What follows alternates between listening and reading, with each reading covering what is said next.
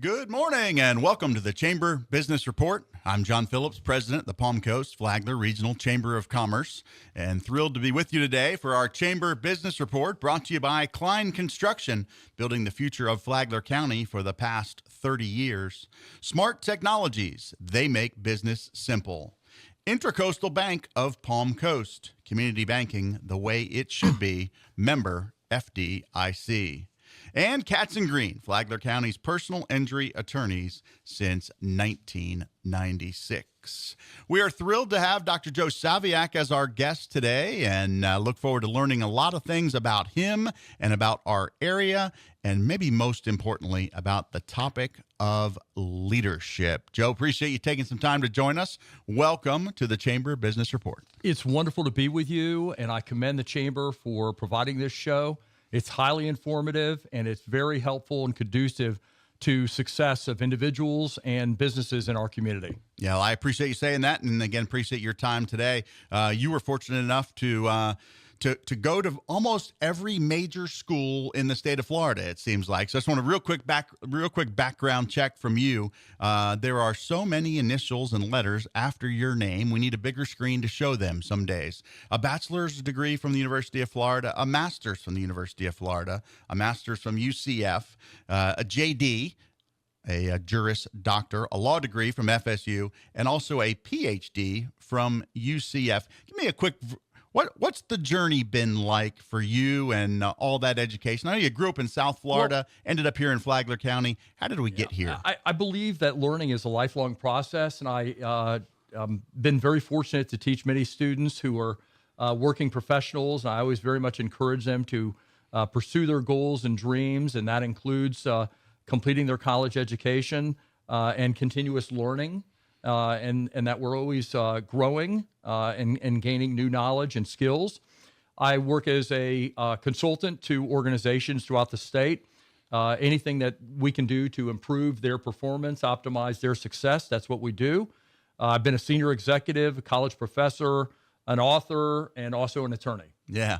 And in that order, professor, author, attorney, how did it all transpire? I very much enjoyed teaching and learning. But yeah, the professor actually came a little later in life, after having been an administrator, and also a consultant. So, and I work today as a consultant, which fantastic. It really what drives me is, aiding in the success of others, helping them achieve their goals and dreams. Yeah, and we're gonna talk a little bit more about public policy and how the state of Florida is one of the leaders in our economy, is doing so well. But I do want to take a step back to the professor days. Is that something we have in common? Flagler College, is that where you've done indeed, most, yeah, or maybe all of your professor work? It was a wonderful program, the public administration program, evenings and weekends program for professionals, supervisors, managers, and executives who work in local government. So today, between the leadership programs that I conduct today and having been a professor at the college for many years, literally, if you go from Daytona Beach to the Georgia line and a couple of counties westward, anytime you're interacting with senior or middle management in any of the local governments, in fact, a number of the elected officials, they are my alumni. Yeah. And so it's very rewarding to get to see their success and continuous accomplishments. I think that's one of the things you and I have in common. Evenings and weekends at Flagler College. You're on the educational side of it. I'm actually serving as the play-by-play announcer for Flagler College men's and women's basketball, and most of those games are played on evenings and weekends. So I've made quite a few road trips to St. Augustine, just like you have, for maybe a little bit different purposes. I know you have this wonderful history in college athletics, and I was very much enjoyed the recent leadership program that you put on, and you had the coach from Embry-Riddle come in and speak, and he was really inspirational, and he just nailed it in terms of what's going to lead you to success and sustain that success in life. Yeah, I think a lot of the things that I've heard you talk about in leadership at our Chamber 101 event, very similar. You and Coach Steve Ritter have a lot in common. I think a lot of the same styles and beliefs of what leadership can do, will do, and how so critical it is, whether you're in private practice or in the government, how important it is to your success. I always say leadership is coaching. You're there to be an encourager, a listener.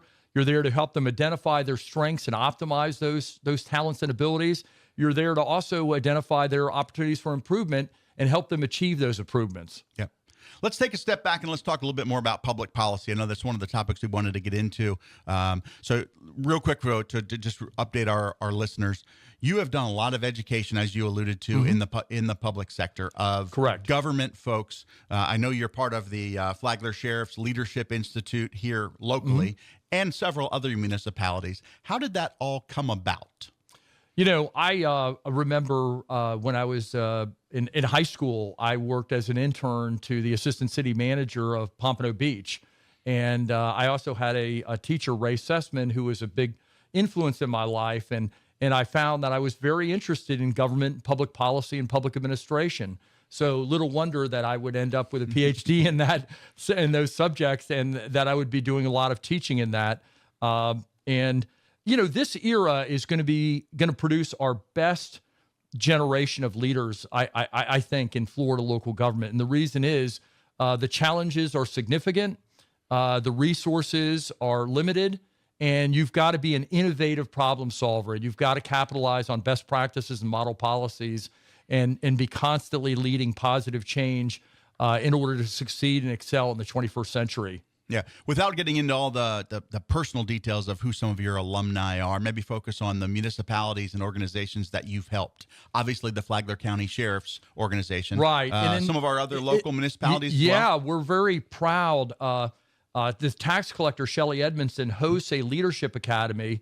She's a big believer in all the local governments should be working together as a single team, right? Even if you're different departments or agencies. Sure. And so she provides this opportunity, and I teach the program, and we have representatives from all of the local governments, and they come in and they learn best practices. They sharpen key skills like research, analysis, problem solving, teamwork, management. They deepen their knowledge of the specific subjects that they will be dealing with, whether it's HR or policies or budgets and finance, and they learn a lot about what makes you succeed as a leader. And then they take all that knowledge and sharpen skills, and all of that goes towards better serving the public with more effective and efficient local government. Let's talk about that, unpack that one a little bit. More effective and efficient local government. You know, with public policy, the state of Florida has been growing significantly, and that means our resources are also growing, but maybe not growing as the same rate as the people are growing here in the state of Florida. Right. So we have to do better with our efficiencies. Let's talk about why has Florida been so successful? Why are there so many people moving here? Why are businesses relocating here? What's the common theme? Well, yeah, you have an excellent point about when you have high growth, high service demand, and you have limited resources, how do you close that gap? And you're going to close that gap with innovation, increased efficiency, cost savings, use of best practices, use of model policies. And that's exactly what we're trying to achieve in local and state government here in Florida.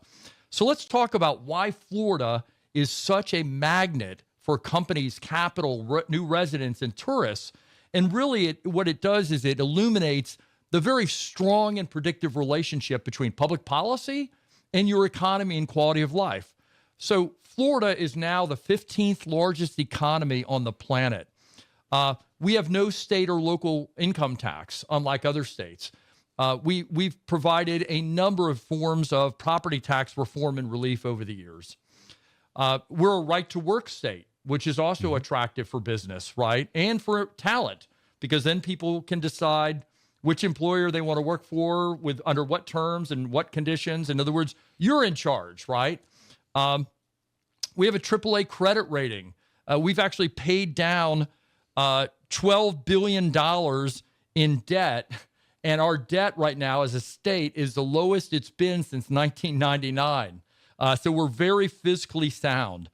Our crime rate, and there is tremendous credit to be given to Sheriff Staley, to his fellow sheriffs and police chiefs, to our state attorneys like R.J. Larissa.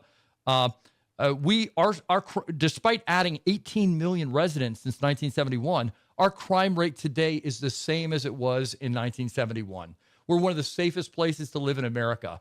And the reality is capital companies and residents don't go to somewhere that's not safe. The common theme over the last, and it does all flow down, especially locally, but it does really start at the top, at the governor's office. If you look back at, I think I got the order correct: Bush, Christ, Scott, DeSantis, the last four governors in the state of Florida. And I'm not sure if Charlie Crist was what party he was affiliated with when he was governor. I think he was a Republican at that time. Sure. But the conservative fiscal policies of those four governors have really parlayed themselves into a lot of our success. I think you raise an excellent point, and that is we've had a high degree of policy continuity and policy stability over the last 25 years, which then means it is impossible that it's anything other than the public policies, the specific set of policies that have been chosen by our governor and legislatures and our local officials that can explain why Florida is viewed as the model in the nation, why we are such a major success story, why we're just a magnet for companies, capital, residents, and tourists. I'd raise some other points about Florida. Some localities and states around the country, unfortunately, have had issues with public misconduct and corruption. It's an anomaly here. In other words, it is very much the exception, not the rule. I would track that back to the 1970s. We had an exceptional governor, Reuben Askew, who at the time, Florida actually had a major public corruption problem. We had a cabinet member go to federal prison and other examples. And he led ethics reform, and the voters approved it. And I'm talking about the public records, public meetings, financial gift disclosure of public officials. And so when you think about that, companies aren't going to relocate to places that have a bad reputation on that issue, right? But they're going to come to a place with a good reputation. Good schools. We have good schools. Here's another key historical factor about our state. A number of the southern states engaged in mass resistance after the United States Supreme Court in 1954 in Brown versus the School Board of Topeka said racial segregation of the public schools is unconstitutional. In Florida, we had governors such as Leroy Collins and Reuben Askew who said, we are going to embrace the future. We are not going to fight the court. We are not going to try to persist with something that is fundamentally unjust, wrong, and unconstitutional. And we're going to be a full, fair, and equal access to opportunity society. And really, if you look at countries around the world, countries that offer everyone an opportunity to fulfill their dreams and shoot for the stars and optimize the talents of everyone in their society, they are the best, they are the strongest, they are the most successful. And so that can definitely explain why Florida is ahead of other states in the South. Yeah. And the other thing I think, when not to lump it all into one nutshell, but those four most recent governors of the state of Florida, although they have changed and their policies have certainly not all been the same, they have been relatively similar from a business perspective and a policy perspective to allowed us to build some momentum. If you're constantly changing back and forth, it's hard to build momentum. I think that's a salient point in this discussion, and that is capital wants stability, predictability, consistency. And because we have had a specific set of policies of low tax, reasonable, common sense regulation, fiscally sound, a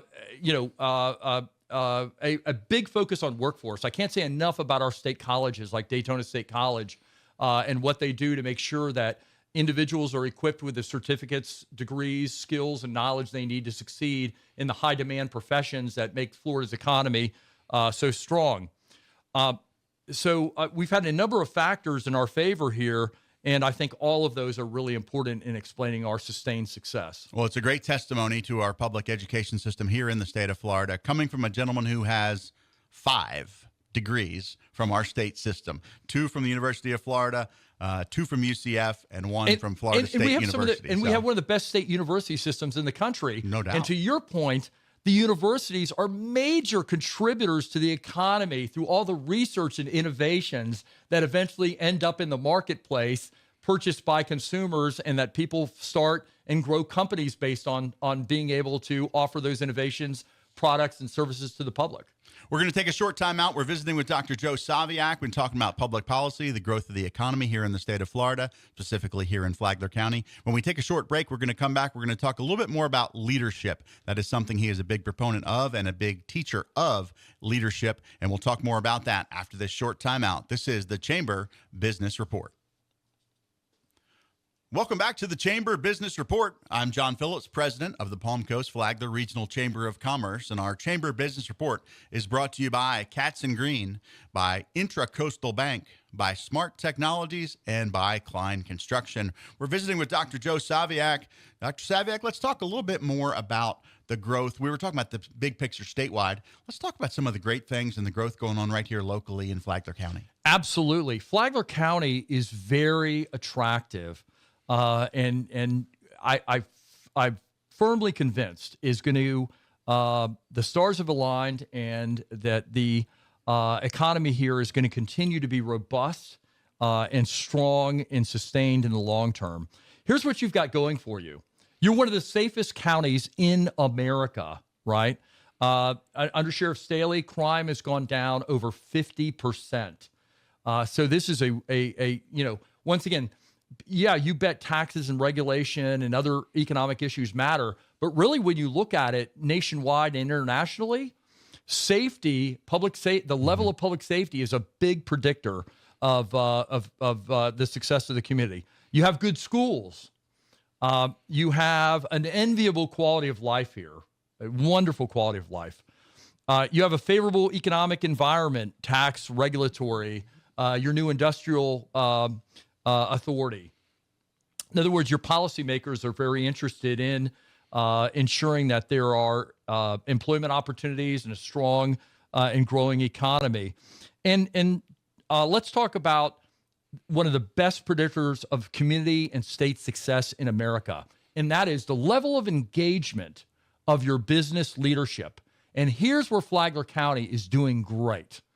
You have a Chamber of Commerce that's very active in terms of engaging with the public and partnering with policymakers and providing information and resources and ideas and experience and expertise that helps the community understand why we need to make certain decisions to ensure that we maintain that high quality of life and that we preserve and protect a growing and strong economy.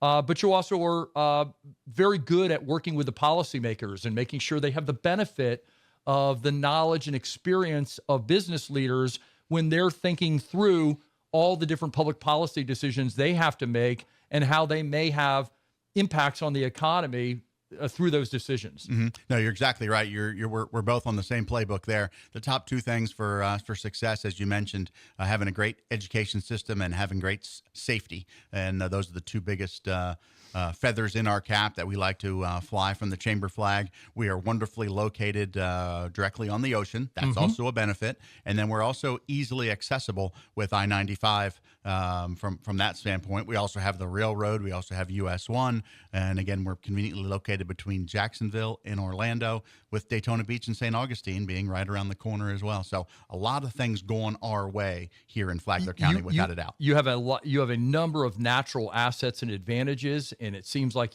the leadership here is determined to optimize those opportunities. And that's why I say the future is very bright for this county. You used the term there, leadership, and the leadership is taking advantage of a lot of those benefits right there to grow this community. Let's talk a little bit about leadership. It's something that you teach. I do have some questions for you. How has the definition of a good leader evolved over the past maybe decade or so? Because as times evolve and times change, we as leaders have to evolve as well. That's a superb question. Leaders have to...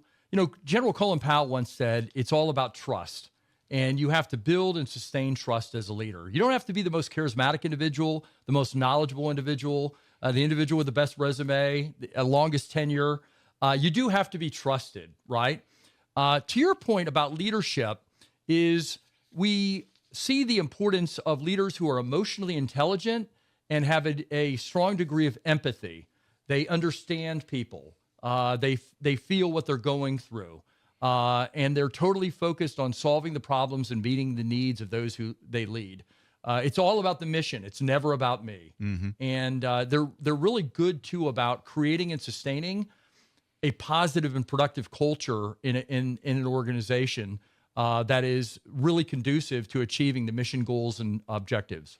You used you referenced a leader, General Colin Powell, former chairman of the Joint Chiefs of Staff, and one of the great leaders in my mind as well. Let me just unpack that one a little bit. Sure. And talk about General Powell and other leaders who you admire, look up to, and maybe even a couple of leadership books that someone might want to read. If you could encourage someone to pick up something off the shelf to improve their leadership and have a great growth mindset, what are some guides? Two books. John Maxwell, 21 Irrefutable Laws of Leadership. It's a classic.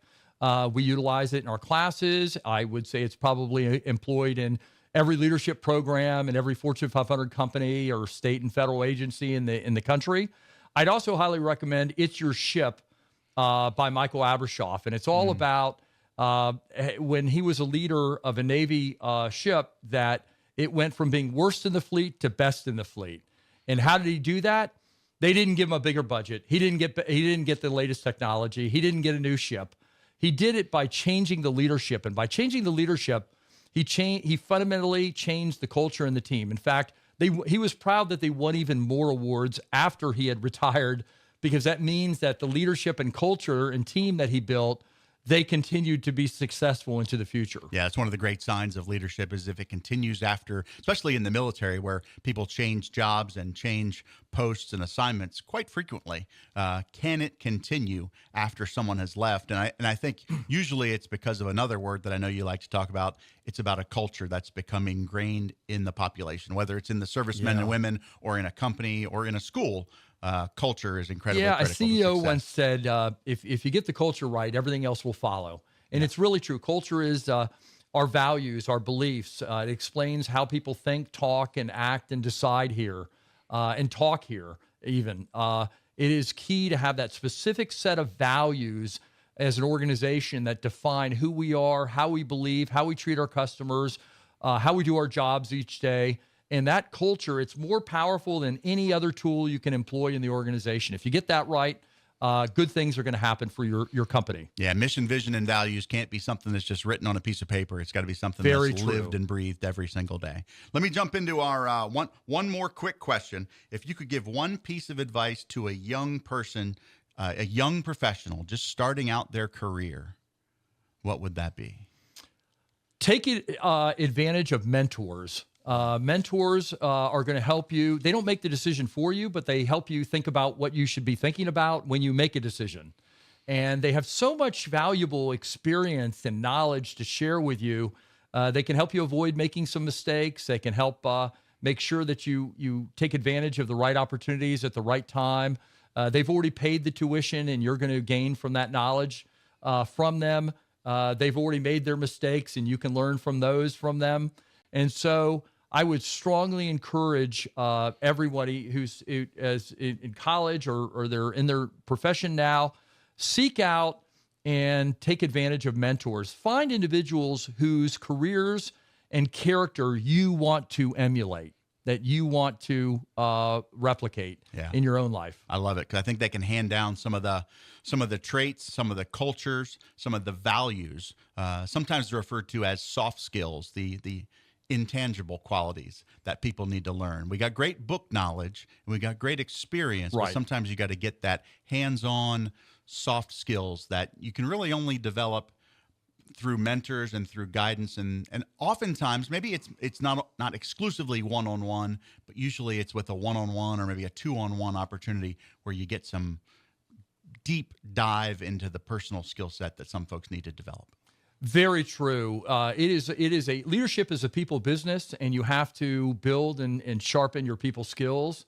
And spending times having good, candid conversations with mentors about real world issues and problems, that is a wonderful way for you to learn and grow and just benefit from their experience. They've already taken the classes, and you're going to gain the knowledge. Absolutely. So I, again, appreciate your time today, Dr. Joe You bet. Saviak. If you want to learn more about him and how he can help you in your career, drjoesaviak.com, www.drjoesaviak.com. You can learn more about him. And again, thank you to the Chamber Business Report sponsors, Klein Construction, Katz and Green, Intracoastal Bank, and Smart Technologies. I'm John Phillips, president of the Palm Coast Flagler Regional Chamber. Thanks for being with us today, and enjoy the rest of your Saturday.